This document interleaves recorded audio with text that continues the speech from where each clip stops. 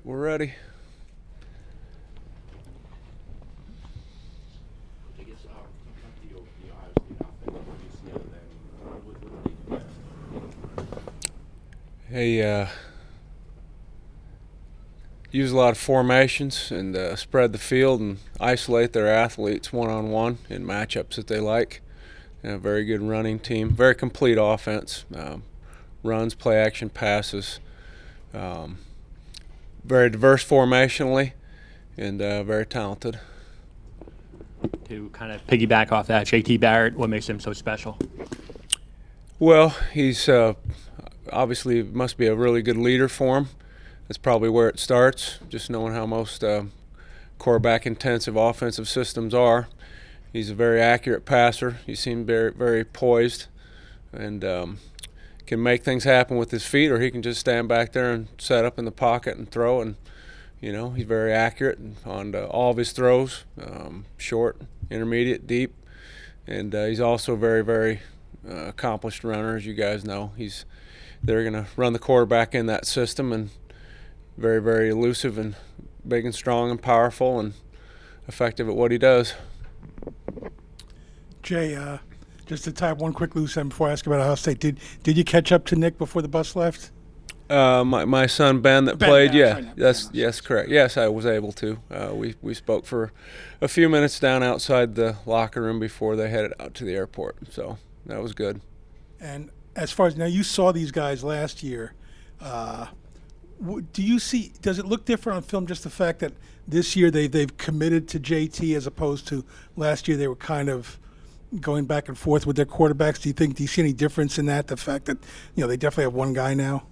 Well, I think if you've settled in on one guy, probably it takes a little bit of the anxiety out of things. It's hard to say unless you're on the inside, right in the middle of all that, but I would just assume that probably without having as many balls to juggle at that position, they probably feel like they're better, more in sync. They look a little different offensively this year than they did last year schematically.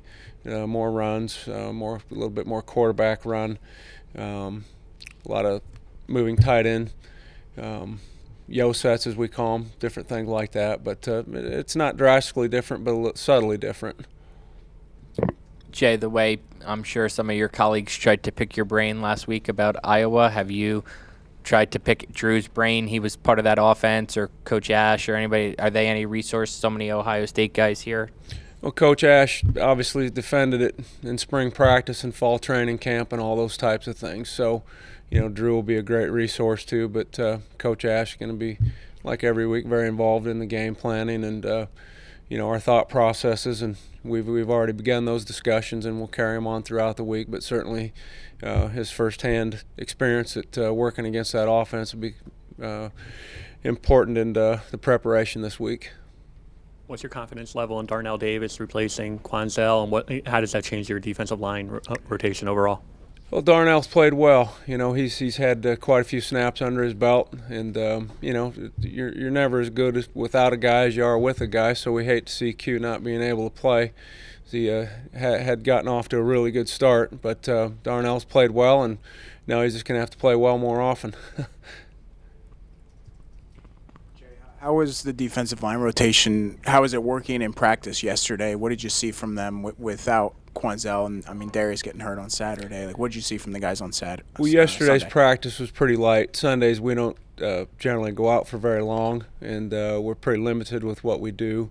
We spend a lot more time actually in the passing game and pass rush per se, some nickel and sub package work, stuff like that. We work our 2-minute offense and defense. So we'll have a lot better answers to those questions as we get deeper into the week. In all honesty, Tuesday and Wednesday, we'll get more into the first and second down, control downs, as we call them, where those guys are going to be more in their regular rotations.